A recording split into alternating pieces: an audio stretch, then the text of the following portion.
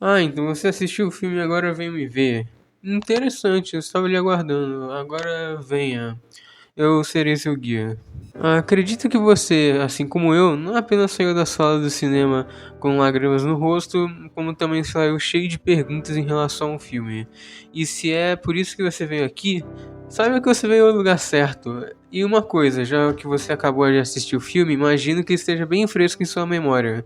Então vamos dispensar apresentações. Antes que me perguntem, o livro How Do You Live, de 1937, do escritor Genzaburo Yoshino, apesar de ter dado o nome ao título original em japonês, ele tecnicamente não tem ligação nenhuma com o filme, exceto pelo nome, algumas inspirações para a premissa da história e pelo fato que esse livro aparece no começo do filme e emociona uma Rita, porque ele se identifica com a história do livro.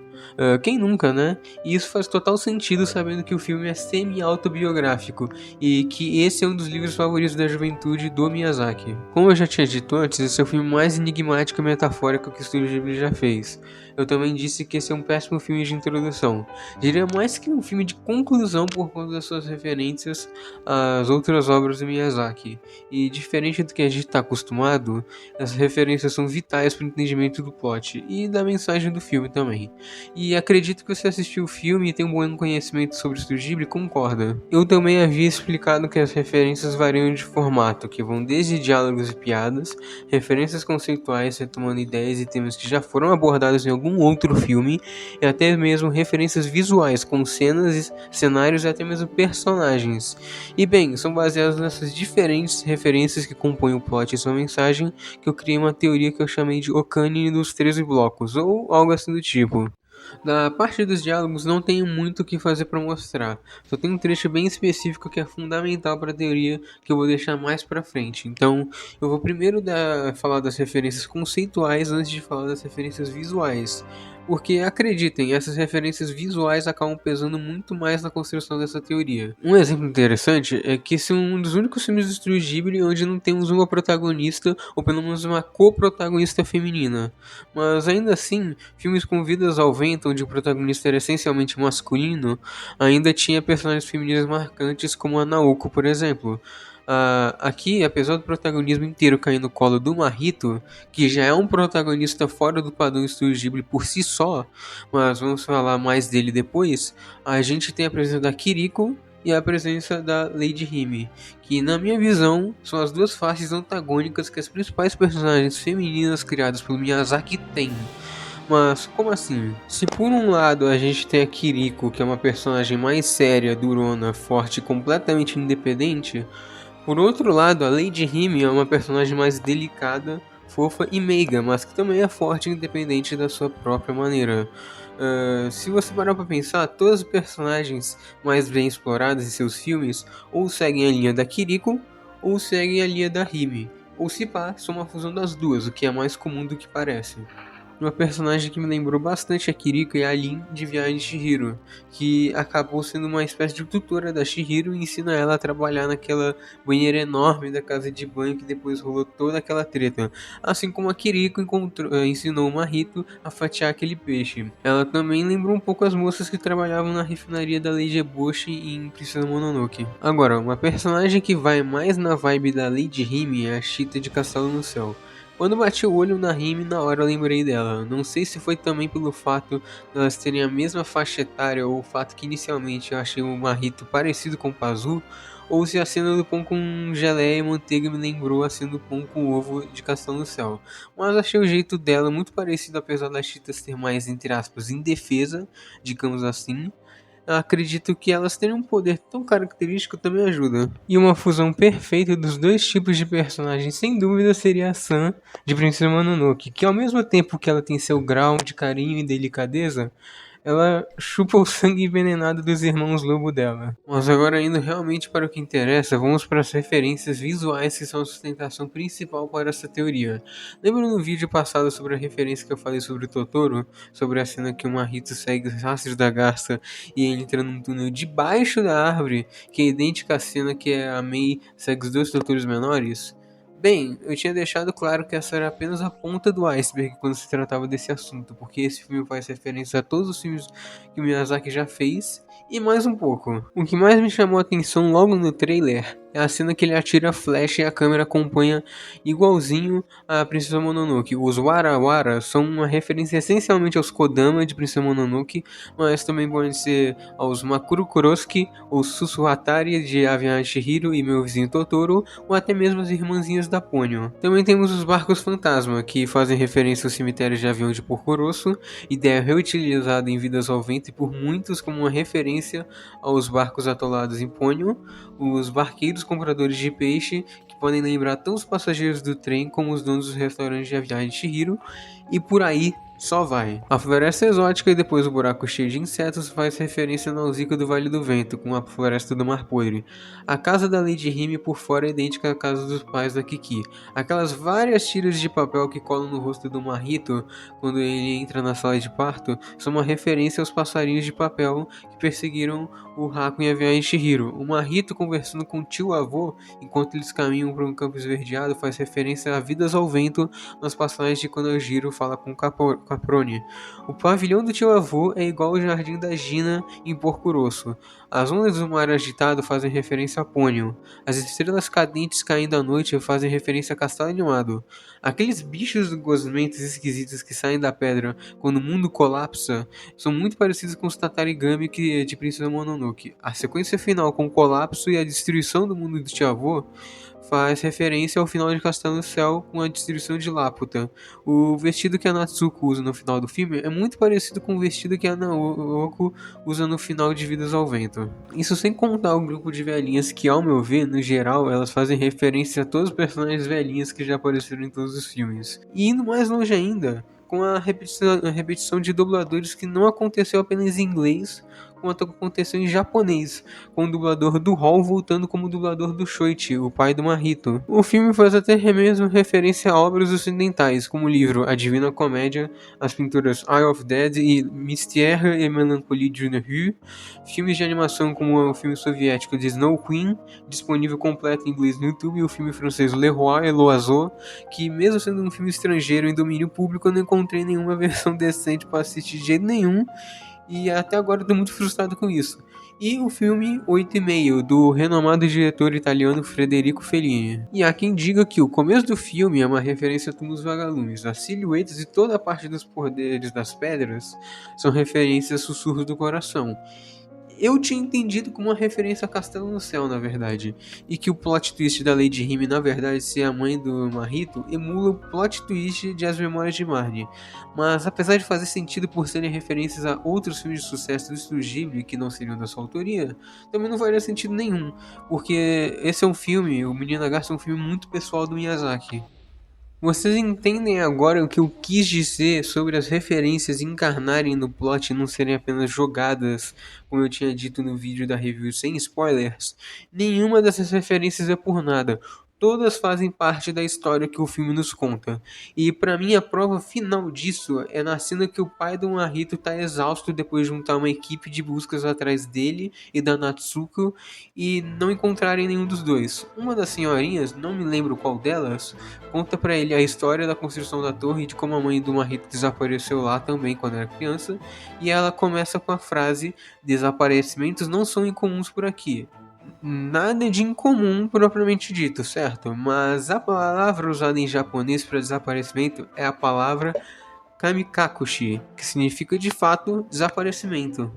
Mas é um tipo específico de desaparecimento onde a pessoa é removida sem deixar rastros por alguma entidade divina e é transferida para o mundo dos espíritos. A palavra não tem uma tradução específica para o português, mas para o inglês a tradução fica como Spirit Away. Se você for alguém esperto, você já se ligou que Spirited Away é o título de A Viagem de Chihiro em inglês. E se você for mais esperto ainda, já tinha se ligado que o título original em japonês é Sen Toshihiro Kamikakushi, algo que ficaria como o desaparecimento de Sen Ishihiro, que é um nome deveras interessante. E aonde quero chegar com isso? Segura todas essas referências e por que eu digo que elas não são apenas referências, para eu trazer um elemento presente no filme mais extremamente específico, mas ainda assim o mais enigmático e a base de toda a teoria: a Torre de 13 Blocos. Eu fiquei me perguntando por muito tempo sobre esses malditos blocos e por que são 13. Eu pensava obviamente nos filmes, já que eu listei pelo menos uma referência para cada um deles, que mesmo somados com o Menino e a Garça, ainda seriam só 11 filmes. Mas lembra que eu soquei na tecla dizendo que esse filme é uma obra mais pessoal do Miyazaki que remete à sua carreira e não aos filmes do Estúdio Ghibli no geral? Digo isso porque eu mesmo mordi a língua, porque eu tinha certeza absoluta que seriam filmes apenas do Estúdio Ghibli. Até que teve duas cenas que me quebraram completamente.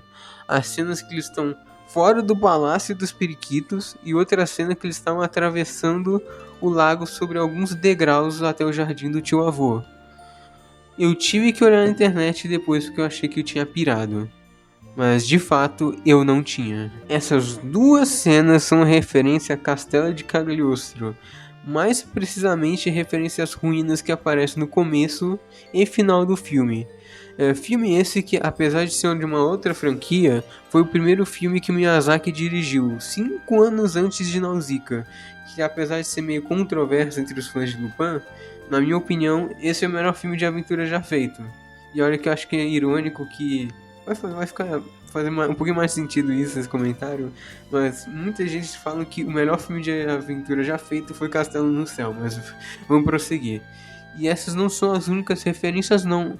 A cena do pai do Marrito derrapando com o carro indo ver o estado dele em casa é uma referência à clássica perseguição de carro no começo do filme. E o traje do Rei dos Periquitos é uma referência ao próprio Conde de Cagliostro, vilão do filme. Mas aí fica a pergunta: qual é o último bloco que falta? Lembra anteriormente que o próprio Marrito é um protagonista não usual para um filme do Studio Ghibli? Repare em seu design de personagem, com seu cabelo todo arrepiado, com uma falha de um dos lados, inclusive, e em sua personalidade, que eu diria que é a mais séria, introspectiva e principalmente a mais abrasiva e apática que qualquer personagem masculino já teve, pelo menos durante o início do filme. E lembra que inicialmente eu lembrei do Pazu? Digo inicialmente porque, tirando o cabelo arrepiado, as personalidades deles são inversas.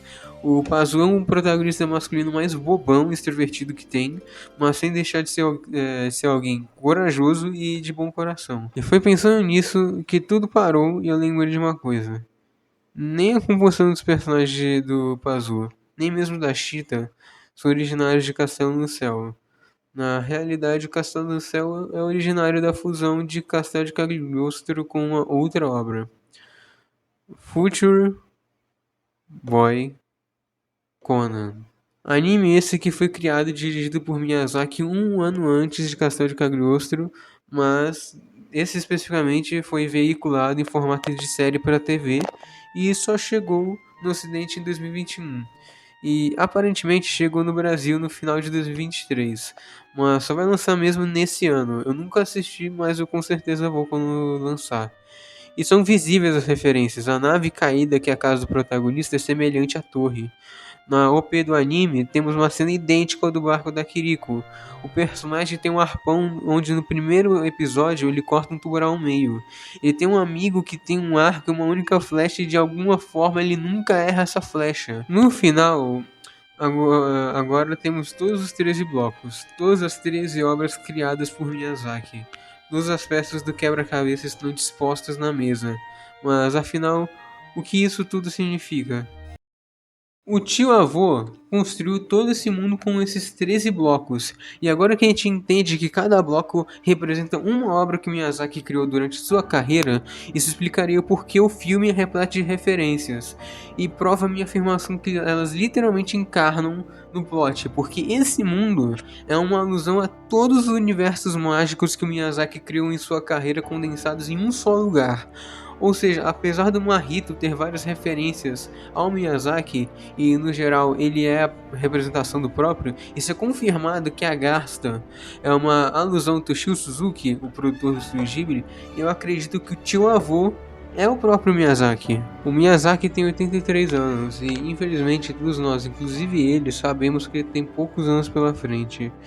E ele já tentou encontrar herdeiros para que ele pudesse passar o bastão, Mas com a morte do Yoshifumi Kondo pouco tempo depois do lançamento de Princesa Mononoke, com a saída de Hiromasa Yonebayashi depois do lançamento das Memórias de Marnie para fundar seu próprio estúdio, com o Goro Miyazaki ainda não ter conseguido emplacar nenhuma obra nova e ele mesmo ter recusado assumir o controle, e principalmente com a sua morte de seu mentor, rival, amigo e cofundador do estúdio Ghibli, Isao Takahata, só houve frustrações.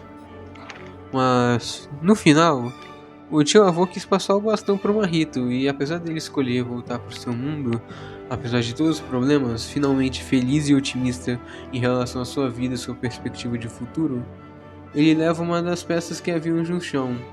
E o que isso significa? Bem, pro arco do filme seria ele superando a perda da mãe e partindo para uma nova fase da vida, onde ele pode construir ou reconstruir tudo do zero. Mas dentro dessa teoria que se refere à obra um degrau acima, digamos assim, eu acredito que na verdade nesse momento uma Rito seria uma representação de nós, os espectadores. Crie mundos lindos, livres de malícia, tradução da frase dele em inglês. Livres de malícia, acredito eu que apesar de amarmos todos os filmes dele, todos são assolados por algum tipo de maldade e ou tragédia. Sem ninguém para passar o bastão diretamente, ele passa o bastão para nós, aqueles com mentes criativas e imaginativas, inspirando a gente a criar nossos próprios mundos. Mas, afinal, quem o Miyazaki não inspirou? Para mim, essa resposta fica concretizada por coincidência ou não, justamente nos créditos, quando ele cita vários estúdios que apoiaram o filme, reunindo vários antigos animadores do Estúdio Ghibli novamente. Eles citam estúdios como Estúdio Cara, fundado pelo Hideaki Anno, criador de Evangelion, depois de ele ter saído da Gainax para produzir Rebuild. Ele e o Miyazaki são amigos próximos, tanto que ele trabalhou em Nausicaa no início de sua carreira e foi dublador do Giro em Vidas ao Vento. Estúdio Shizo, fundado por Mamoru Osoda, criador de Crianças Lobo e Bella, que no começo da produção tinha sido escalado como um diretor de castelo animado. Production IG, estúdio marcado pelas produções de Mamoru Oshii, com Ghost in the Shell e Pet Labor, que por sinal também é amigo de Miyazaki. Estúdio Pono, que fundado por Hiromasa Yonebayashi, depois de ter concluído as Memórias de Marnie, levando junto com ele toda a staff do filme e carregando a identidade principalmente visual do estúdio Ghibli. Comics Way Films, fundado pelo Makoto Shinkai, criador de Your Name Suzumi, que recentemente teve o prazer de competir o Globo de Ouro com Menina Garça. Your Star Pictures, estúdio de Azur Lane e Arknights. Ufotable, estúdio de Demon Slayer com seu recorde de bilheteria, que foi fundado por um grupo de ex-funcionários da TMS, que é o estúdio responsável pela franquia do Lupin. Estúdio 4 Graus, eu acho que é assim que se lê. Estúdio conhecido por seus trabalhos no mínimo diferentes, como membros de Katsuhiro Otomo e Mind Game de Masaki Yuasa, entre outros estúdios menores. Vocês veem como todos esses estúdios têm influência direta ou indireta do estúdio Ghibli, tanta influência que cada um deles cedeu membros da própria staff que trabalhou no filme, ou a staff inteira no caso de estúdios menores, influenciaram até mesmo estúdios de jogos como a Level 5 com Ni no Kuni, com o primeiro jogo sendo uma coprodução com o estúdio Ghibli e tem o seu próprio filme de anime canônico no universo da franquia. E a melhor parte, essa influência transcende os animes e a indústria de animação japonesa e chega no ocidente com força. Só abre no Wikipedia e vê a galera que lhe inspirou. Por que vocês acham que o Luigi de carros é um Fiat 580 amarelo, modelo 1967, que é o mesmo carro do Lupin? Em Toy Story 2, na estante do Andy, tem um livro escrito Castle Cagliostro. A batalha final no relógio da Ratinho Detetive é muito parecida com a batalha final de Castelo de Cagliostro. E principalmente em Toy Story 3, quando a Molly tem literalmente um Totoro de pelúcia gigante. O discurso do John Lasseter, cofundador da Pixar, na entrega do Oscar honorário para o Miyazaki em 2014, simplesmente traduz toda a influência que o Miyazaki tem na cultura ocidental também. E influência tão grande que ele fala com todas as letras que o Hayao Miyazaki é o maior diretor de filmes de animação de todos os tempos, ficando atrás apenas de Walt Disney. Como vocês sabem, eu nunca sei como finalizar um vídeo direito. Mas acredito que a melhor forma que a gente pode fazer é agradecer ao Miyazaki por ter criado mundos tão vastos, filmes tão belos com sua direção de arte e animação sempre impecáveis, que marcaram a vida de todos que assistiram seus filmes das mais variadas formas e principalmente por ter criado uma das melhores fandoms que existe, sendo quase Perfeito. E que apesar dele ter dado uma visão tão triste pro personagem do tio avô, a gente tem que ficar feliz por ele ter passado essa mensagem pra gente, passando indiretamente o bastão para vários outros artistas de diversos outros tipos ao redor do mundo. Então, obrigado, Miyazaki.